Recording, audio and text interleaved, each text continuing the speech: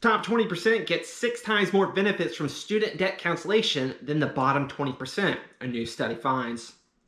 Thanks, Joe Biden, rewarding the rich people so the poor people have to pay. Student debt forgiveness would overwhelmingly benefit the most well-off in America.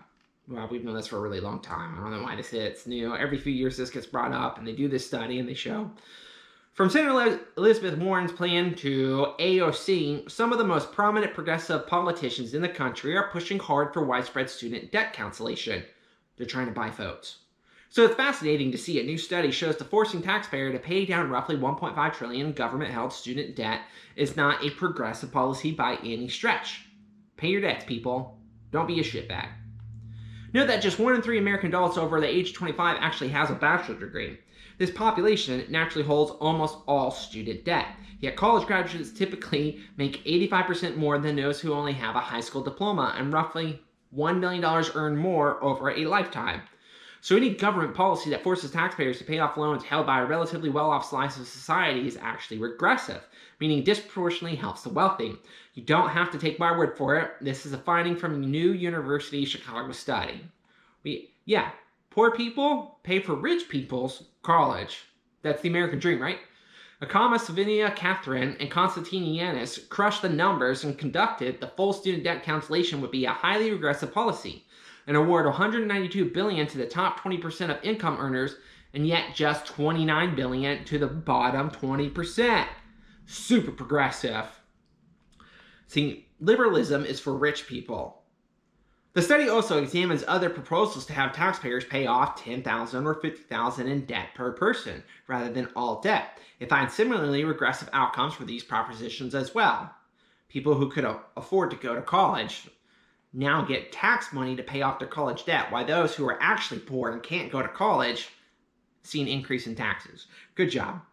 Outstanding student debt is inversely correlated with economic hardship. Study co-author Savina Catherine writes, so it is difficult to design a forgiveness policy that does not accentuate inequality. Excuse me, I'm half retarded. The finding is not an outlier. In fact, other research from left-leaning institutions like the Urban Institute has reached the same conclusion. So we're left with the simple fact that one of the Democratic Party top agenda items is taxpayer-financed handouts to the wealthy. Oh, is that why every rich person in America supports the left-wing parties? And of course, student debt cancellation ignores the real reason college is so expensive in the first place. Because the government fucking sucks and it makes everything worse. Maybe if you got rid of all these government regulations, poor people would be able to afford college like our parents and grandparents did. But why do that?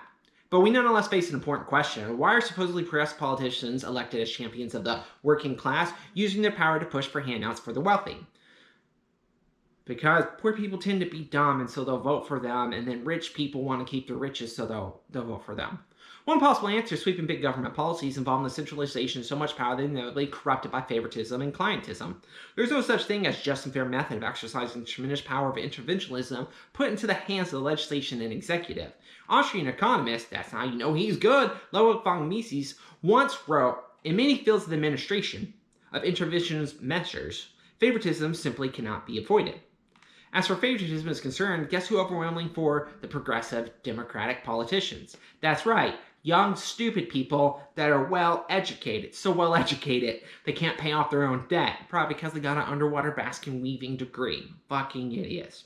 So while it's disheartening to see top Democrats seek to exploit the federal taxpayer to their wealthy constituents' benefit, it's not exactly surprising because they do this every year, every decade, every century. The only way to prevent these kinds of abuses is to limit the power of government itself. If you just got rid of the government regulation, it's like, oh, fuck, god damn it, I hate the government so much. Anyways, made it this far in the video, don't forget to like, share, and subscribe, and remember, fuck liberals.